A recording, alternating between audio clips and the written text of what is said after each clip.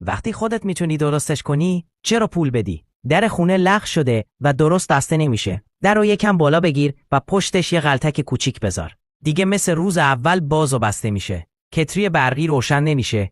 یه پیچ گوشتی صاف بردار. اون تیکه فلزی زیر پایه رو یه ذره بالا بده، دوباره کار میفته. اگه کشوی کابینت هی خود به خود بیرون میاد، ریل کوچیکی که زیرش هست رو پیدا کن. قفلشو بزن بالا و ریلو در بیار. اون 2 تا گیره آخرشو به داخل فشار بده. بعدش کشو دوباره درست میشه. ریموت کنترل دکمه‌هاش کار نمیکنن؟ درشو باز کن، زیر دکمه‌های لاستیکی تیکه کاغذ نازک یا فویل کوچیک بچسبون. ریموت مثل روز اول میشه. کابل شارژ پاره شده؟ یه نخ بیار و اینطوری دور سیم گره بزن. هم قشنگتر میشه، هم دیگه خراب نمیشه. لوله آب سوراخ شده؟ فقط چسب نزن. اون قسمت خرابو ببر. 2 سرش رو یکم بشکاف، بعد 2 سر لوله رو تو هم فرو کن و محکم ببند. دیگه چکه نمیکنه. ماشین لباسشویی آب کم میگیره؟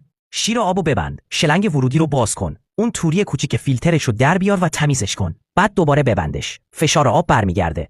دکمه فلاش توالت بالا نمیاد. فنرش رو در بیار، یکم بکشش تا بلندتر شه. بعد بذار سر جاش. درست مثل اول کار میکنه.